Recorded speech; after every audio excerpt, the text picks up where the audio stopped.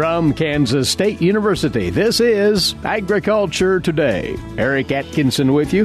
Here's what's ahead. K-State's Gregg Ibendahl is back to discuss another economic analysis he's put together, this time comparing Kansas net farm income trends over the last 10 years, from the good years early in the decade to the bad years later on, as he puts it.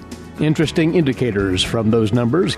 Then K-State's Jishu Shi will talk about his upcoming work on developing an effective and reliable vaccine against African swine fever. Later, the co-chair of the Women Managing the Farm Conference, Kitra Cooper, will remind about the early enrollment deadline for this year's event, that is this Friday. And K-State's Gus Vanderhoeven is standing by with this week's Stop, Look, and Listen. All that here on Agriculture Today. What is radon? Home exposure to radon gas is the leading cause of lung cancer death in the United States for non-smokers. In Kansas, 1 in 4 homes will test at or above the EPA action level. The Surgeon General recommends all homes be tested and fixed if necessary. Visit kansasradonprogram.org for more information. Test, fix, save a life. This message brought to you by the Kansas Radon Program, the Kansas Association of Broadcasters, and this station. This is the K-State Radio Network. We're glad to have you tuned in once more for another Agriculture Today. In the agricultural economics field now, we draw more information that's been posted to the agmanager.info website recently. And this is another comparison of the economic stance, if you will, of farms and ranches, looking at net farm income in the state of Kansas over the past 10 years, the 2010s, if you will. And we find some distinct differences in how that trended from one end of the decade to the other. Explaining further is the individual who conducted this analysis recently at K-State, Research and Extension agricultural economist Gregg Ibendahl. Now, Gregg, it's a common assumption that the early part of the 2010 decade was much more healthy economically than was the latter part. You wanted to quantify that through this exercise? Yeah, I had done that previous paper before looking at the last 10 years of farm debt, so I kind of used the same data set for this particular analysis. And these last 10 years are quite a contrast in what profitability has been on Kansas farms. So really, I mean, if I would go back 11 years, I would really capture kind of almost this golden era of really good grain prices across the country. But I still had 6 of the really good years for farm income in Kansas, probably our 6 of our best years. But then, 2015, the bottom literally fell out. We went from almost record net farm income to almost record low in the course of just a 1-year time span. And net farm income has been kind of, slowly working its way back up the last 3 years. But still, if you compare the first 6 years versus the last 4 years, I mean, it is quite a contrast in net farm income levels. Well, let's break it down further here. And to remind, you used data from the Kansas Farm Management Association for this, right? Yeah, again, there was, I used farms that were in the data set for all 10 years. So we had about 475 or 6 farms during this particular analysis. So we don't have any farms jumping in or out. So we can actually see what kind of effects there are. I mean, this is not the effect of a couple of farms leaving and a couple of farms coming in. This is actually what happened on the same farms over the entire 10-year time frame. Let's look at the first 6 years then, and you have dubbed those the good years of the past 10 or so. Just how net farm income shaped up during that time. Clearly much better than we've seen in recent times. Yeah, I mean, if you look at net farm income during those first 6 years, practically every farm, those 476 farms made money during those 6 years of really good net farm income, and we actually had a median net farm income of about $110,000. So farmers were doing pretty well during those first 6 years. You also wanted to note in this analysis how many farms were on the bad end of that, if you will, below zero net farm income, and the percentage there was what? Well, I mean, for the first 6 years, it was probably only a couple percent that were actually below zero. But if we look to the last 4 years, then it's quite a different story. Then we're looking at a case where we're looking about almost a quarter of our farms were actually losing money during that time frame. And again, that's an average over 4 years. So just imagine 4 years of actually losing money. That's not a good situation situation for that quarter of our farms in the analysis. And the median net farm income during the last 4 years then was starkly different. Yeah, so we went from $109,000 during the first 6 years, and then we went to only $38,000. Again, that's for all farms over the last 4 years. So that's quite a difference in those net farm income levels. So we got a quarter of our farms earning less than $0, and we got another quarter of our farms probably earning, less than $50,000. So really, we got a lot of our farms that are really not earning very much money. And if you look at what family living has typically been in the state, which is in the mid 70 levels, we got half our farms that are way below probably what they're spending for family living expenses. So that's a situation that's really kind of hard to justify and work out where those extra dollars are going to come from. You mentioned the analysis that we talked about the previous time you were here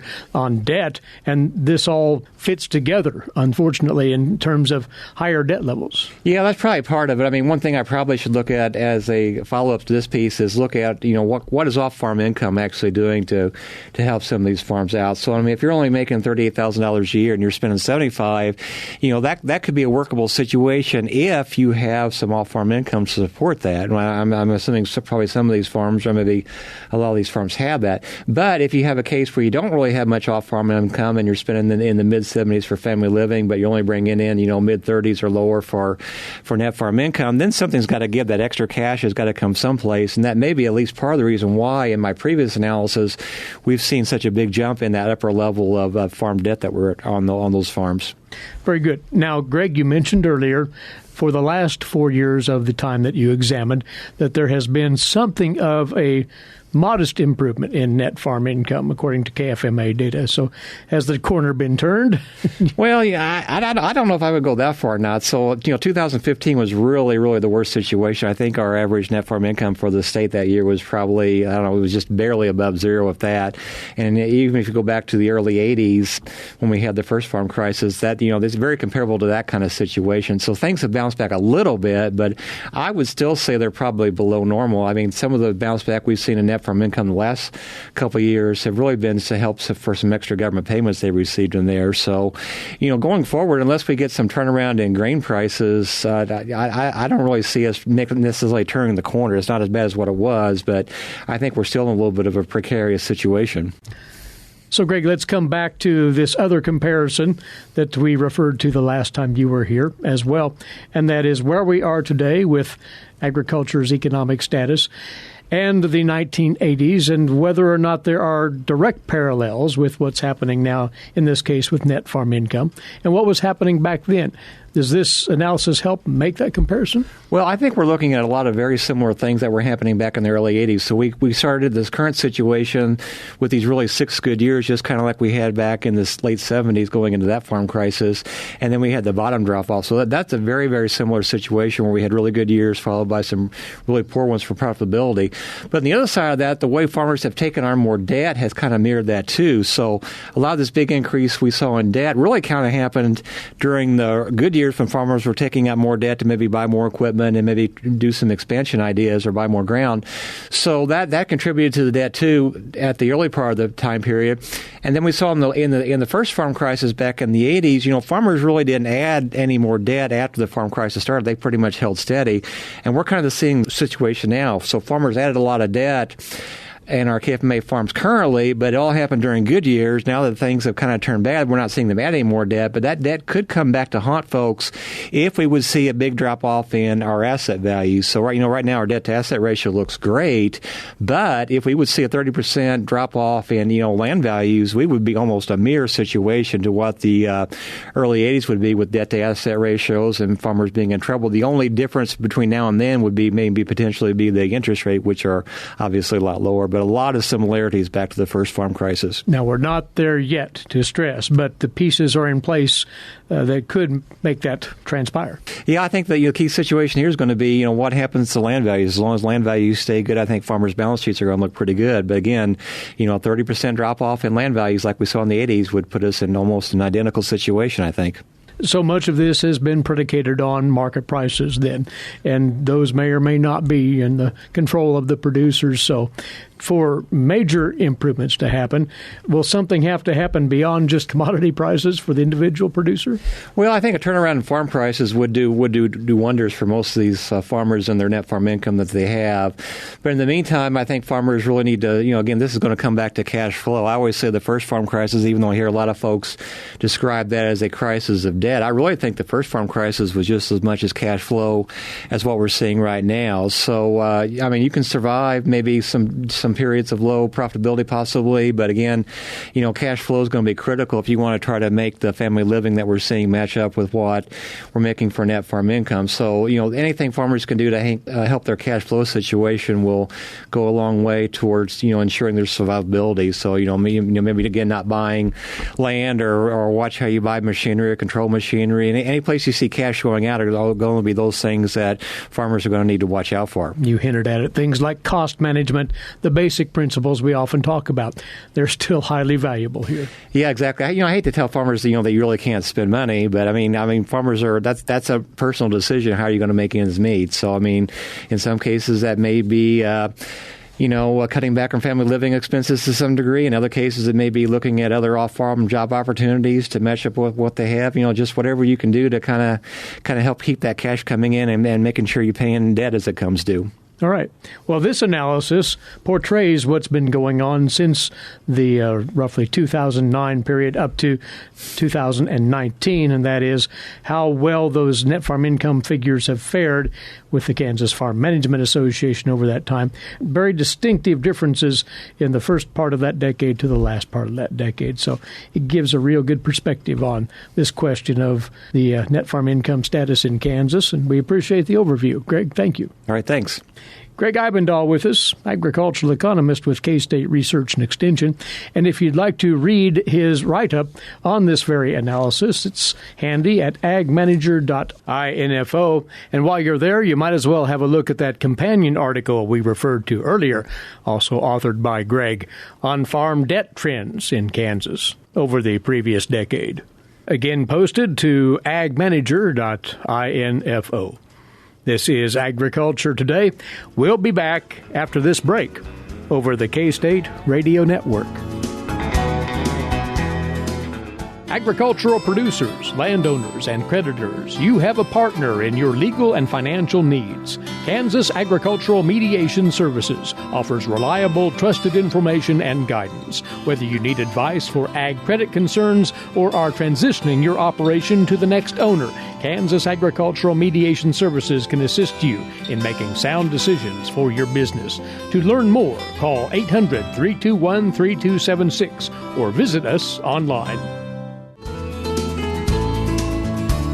Welcome back. You're listening to Agriculture Today, and we'll pick up now on a topic which is most certainly of high profile in livestock production worldwide, the ongoing concerns and devastation, frankly, brought on by African swine fever to the hog industry, particularly in Asia, with the hope of course, keeping it from spreading much further. There are many folks on the front lines trying to come up with answers to ASF, and one of those is with us now from the College of Veterinary Medicine here at Kansas State University, and he has just received a grant from the U.S. Department of Agriculture, a $640,000 grant, to look at ways of combating ASF through the vaccine regimen. Joining us now is Jishu Shi. He is a professor of vaccine immunology. And Jishu, you are joining many in attempting to come up with answers for African swine fever. And just from your perspective, how would you describe the threat right now? Mm-hmm. Well, thank you, Eric, for this opportunity. African swine fever is a foreign animal disease right now for the U.S. However, it was a foreign animal disease for many Asian countries just 2 years before that. So the threat is real, I think. So it was discovered about 100 years ago in Africa. So about 60 years ago, it moved to Europe, mainly in Spain area. Contained or eradicated most part of that, but still in a small island in Spain, it still have African swine fever. About 12 years ago, it moved to Georgia, former Russia, Soviet Union bloc's country. And in the last 10 years, mainly in Russia, I guess moved from Russia and Eastern European countries onto Asia. I think the first detected outbreak, was in August 2018. That's in China. So I think at the time, I do not believe many people, even in China, thought that the damage can be that big. And the swiftness of the damage has been utterly devastating to the hog industry in China and elsewhere. Yes. Asia, and spread quickly to Vietnam and also to South Korea, so Philippines as well. So the severeness and the cost, I think, is beyond many, many people's belief. So and there are no simple answers. There are no simple. It's really about security issue the first, because if you can keep it out, that's the best way to prevent it. But once it's in, there's a lot of factors can affect how you control it. Jishu, let's talk of your upcoming effort. Mm-hmm. You will be looking at the vaccine side of addressing African swine fever with the hopes of course, preventing it from spreading. Yeah. Talk about what's been done to this point in that area. Okay. Well, before, I think 5 years ago, there were a few laboratories in the world really dedicated to study ASF. And that's probably contributed to the reason so far there's no commercial. When we say commercial, it means safe, efficacious, and also can be produced in large-scale production of ASF vaccine. So that's really also inhibited the way we control the disease outbreaks. Not like other diseases. FMD is a very bad disease, but it had vaccines. So it can be controlled in a way. But ASF, there's no commercial vaccine. So what we were trying to do here is just like several other laboratories around the world, is trying to find a safe, then efficacious, have to be able to prevent the disease as well, and also can be produced in large scale. So the problem right now for ASF vaccine development is there's no proven that the vaccine is safe. There are many people tried different ways, modify the virus, have a subunit, a protein-based or peptide-based, or kill the virus. This works for other diseases that are proven not to work for ASF. So this virus is very specific, has its own challenges for us to figure out what really can work. So how would you approach these challenges in your specific project here? Yeah. In our project, we work on 3 areas, the vaccine development. First, we have to work on the virus. So we need to develop, our approach is also modified live virus. So we need to find out which part of the virus can be deleted and still make it safe, but also still efficacious. So that's one part of it, the research, what we are funded by USDA to do. The other 2 parts are very big part of the collaboration with USDA is find out if we would make a vaccine, how can we tell the pigs are vaccinated with the vaccine or they're infected with the virus? So they call DIVA. That's a very important part, control, prevention strategy. The third part I mentioned is there's no cell line right now can support the growth of the virus. So we're in the process of making new cell line that can support the growth of the virus, which would allow that you can make large-scale production, So if you you have to kill a pig, get the cells, and grow the virus, and to save 10 pigs, that is okay, but this is not commercially viable for large-scale production. When in the U.S., each year we produce more than 110 million pigs. There's no way if you want to have a vaccine like that, then you need a cell line, not primary cells from a live pig. That's the challenge, and many people are trying to do that. So we are one of the groups. It is a multi-layered problem to attack. Exactly right, yeah. Is there hope that there will be breakthroughs on each of those levels as you work forward? I'm optimistic we can do something. Again, I think the challenge, there are several laboratories, including USDA's, are working on a modified live virus, and they have shown that can be safe and also efficacious. Right now, those are the preliminary data, so there's still need more testing in animals. And we are working on different genes. So I think The first problem is, can you find a virus that's safe and efficacious as a vaccine? Can you modify it, make one?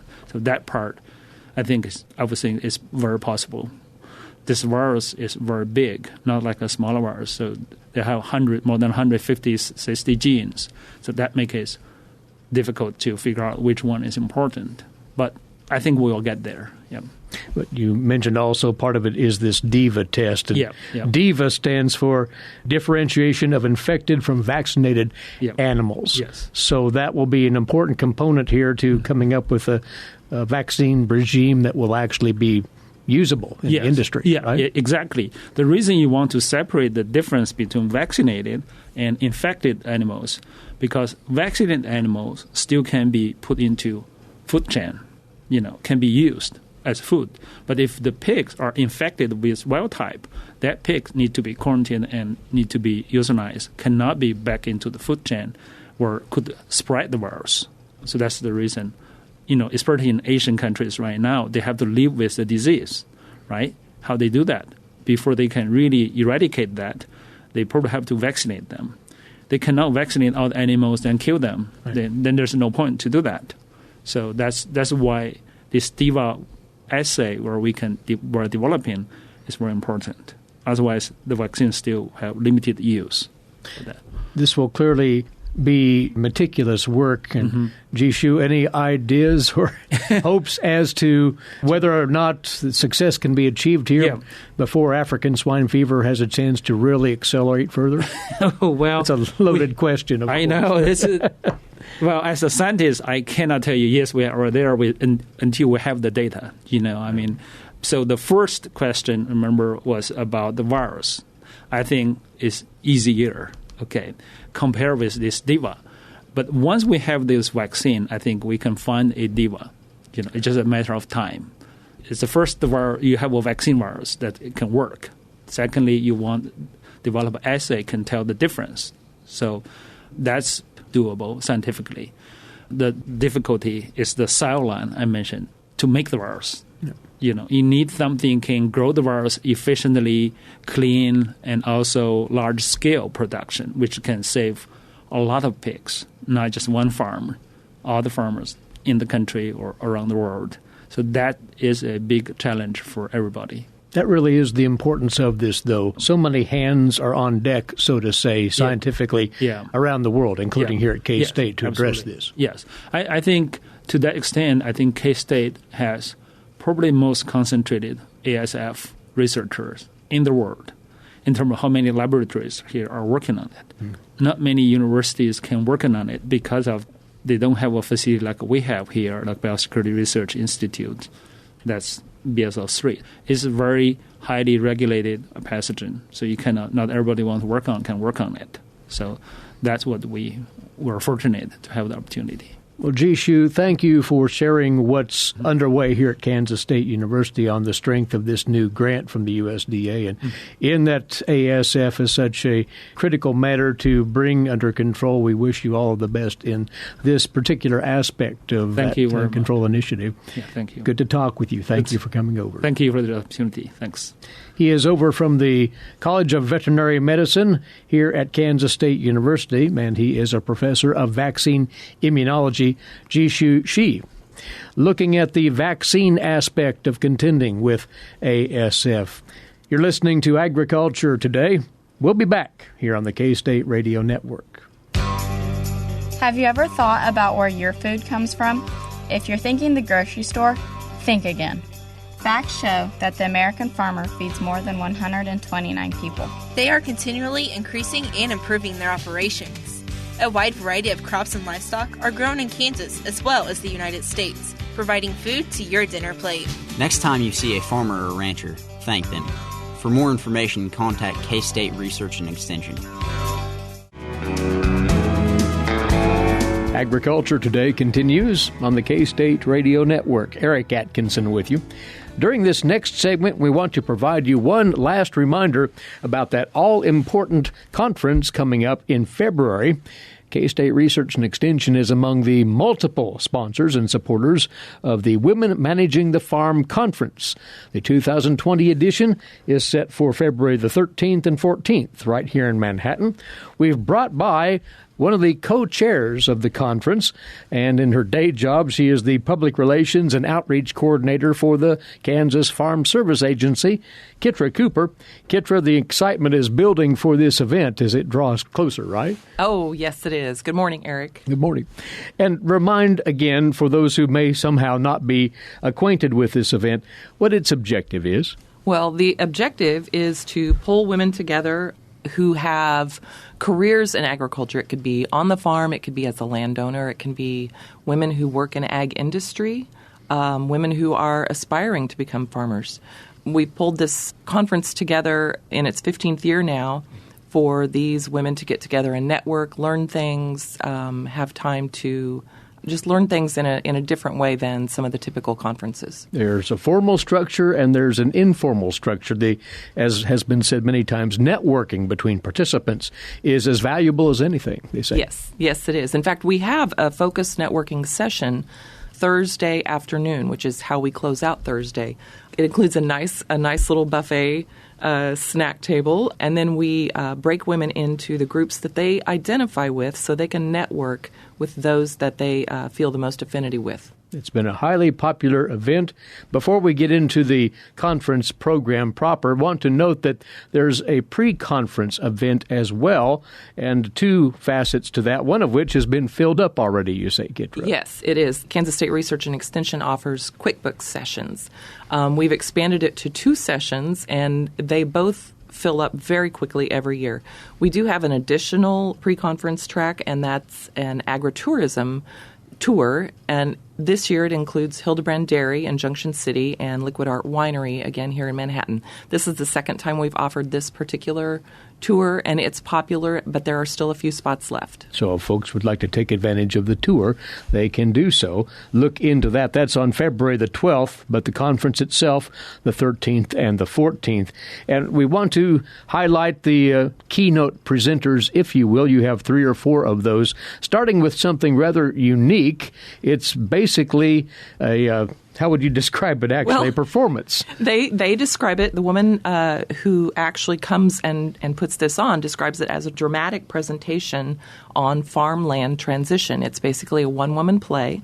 She approached us, and after we did some research and have talked to them several times, we are really excited to present this information in a unique way that we think our attendees will really appreciate and enjoy. And that's performed by Lindsay Bauer, and it was put together by the Poet Laureate for the state of Iowa, Mary Swander. So that will get things rolling on Thursday morning of the conference.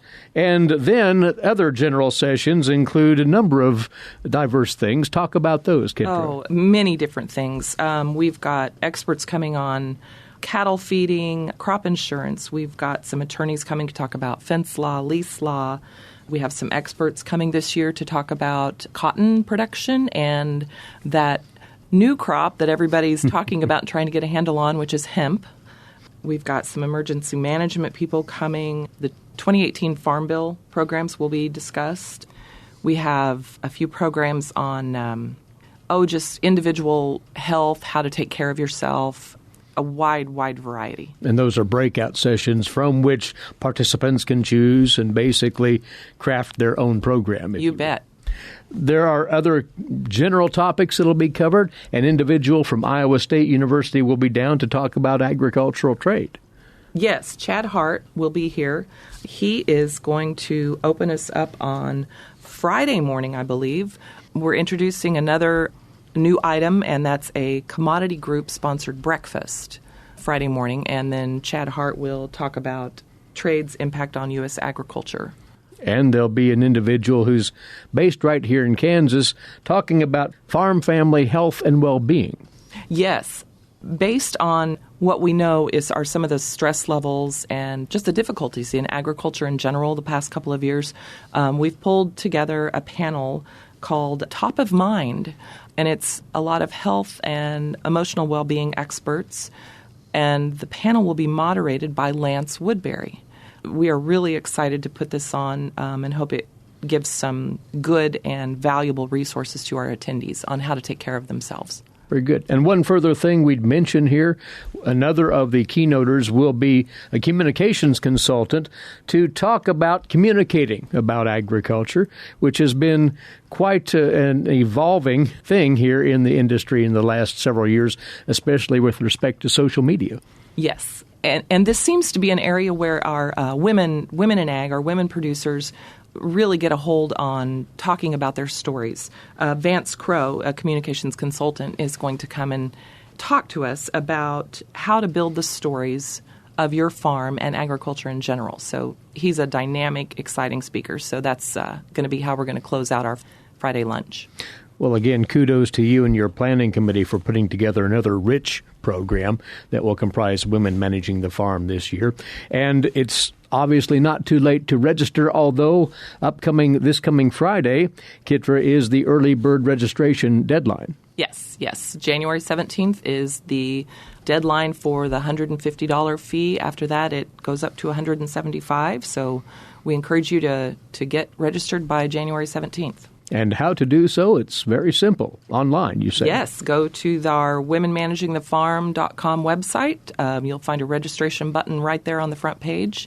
Just click that, and it'll walk you through the process. That page also has the complete details. If you missed something right here today, you can find out more about the entire program at womenmanagingthefarm.com.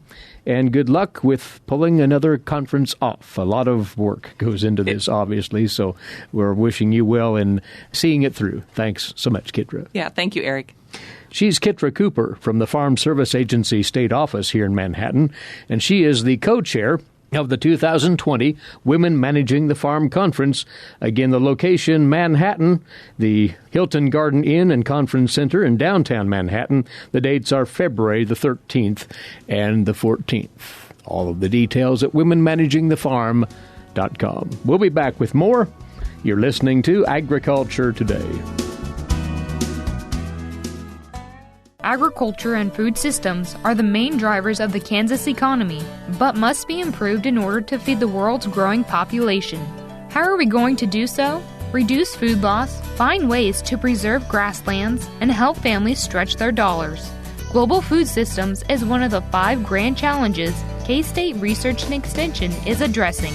To learn more, visit www.ksre.ksu.edu. This is Agriculture Today. Stop, look, and listen.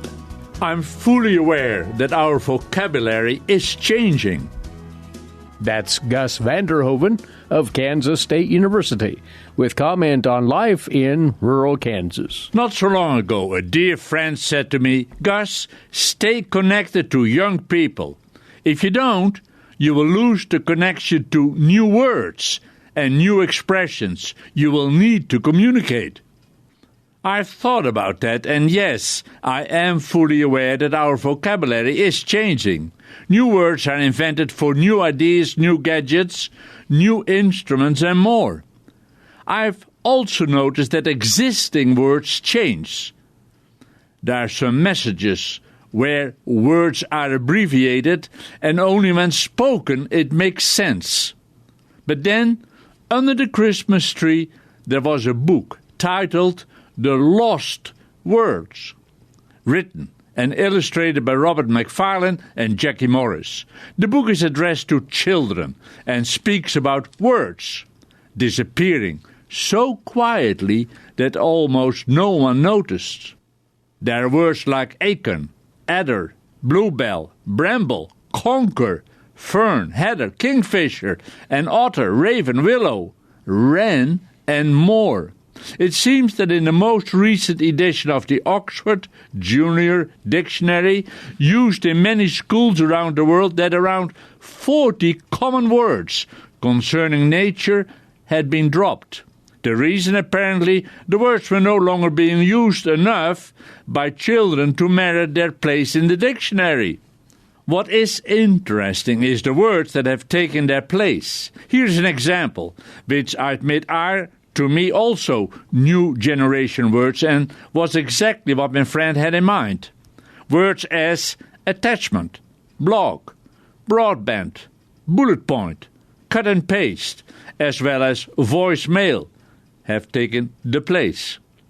The replacement of the words connected with the outdoors and natural world with computer lingo is a switch from the outdoor, natural world to the indoor, virtual world. To me, the word virtual is already a strange word, as is artificial intelligence. I struggle with those words to understand what the speaker wants me to know.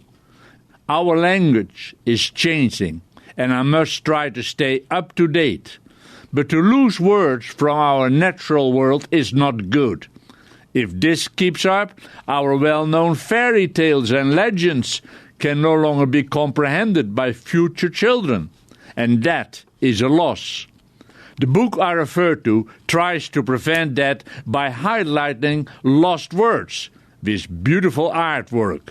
Some of the artwork is used on postcards.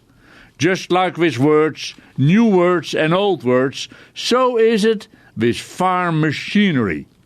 While reading in another book about a Dutch agriculturalist, geologist and engineer, Staring, who lived from 1808 to 1877, I came across the old implement, the plough.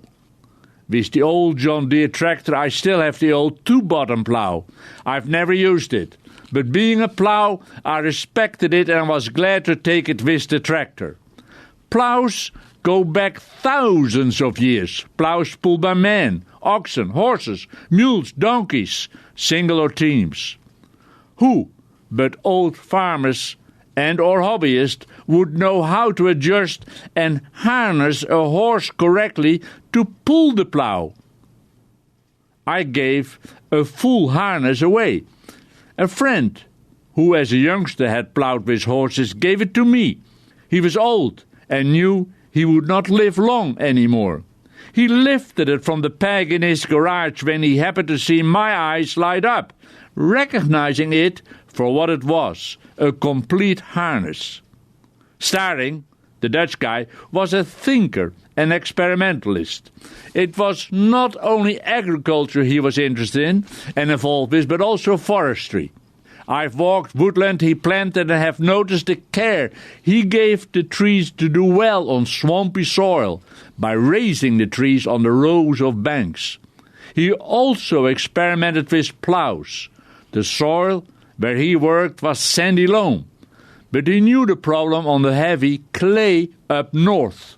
Good land, but very tricky, heavy clay soil once under the influence of the high and low tides of the bordering sea. Just like words change, at that time ploughing, turning the soil over, was the way to prepare the land for new crops. Certain well-known ploughs, locally developed, had done the job, pulled by teams of horses for centuries. Sometimes oxen were used, but they were too slow. These old, crudely designed ploughs were awkward. In 1890, a Groninger farmer, Cornelis Borgman, traveled to America, the USA. He was a big farmer, well-to-do, and he was a thinker. Cornelis Borgman changed the ploughs in the Netherlands. After his travels through the USA and his observations, he noticed what became known then as the Arends plough. Bergman gave the Dutch name Arends plough to the implement, a single moldboard plough. He did because the American-made plough had an eagle's head as its emblem. The plough was produced by Meyer and Company. Bergman, after visiting the USA, imports the plough and puts it to work on his farm with heavy clay soil. Instead of the usual 3 horses to pull the Dutch plough, the Arends Eagle plough only needed 2 horses. Experiments showed the plough needed 30% less power to pull, a tremendous saving in actual horsepower. Also, the new plough turned soil better. During plowing demonstrations and competitions, the Eagle plow proved its worth. With neighbors further inquiring about it, Borgman ordered 20 plows, and later more. He did well, very well. For a long time, the originally imported Eagle plow stood in the shed, a proud piece of farm equipment. I wonder where it is now. Another word lost. Gus Vander Hoeven of Kansas State University with his weekly commentary on life in rural Kansas. That's our time for today. As always, thanks for listening in. Eric Atkinson here for Agriculture Today. This is the K-State Radio Network.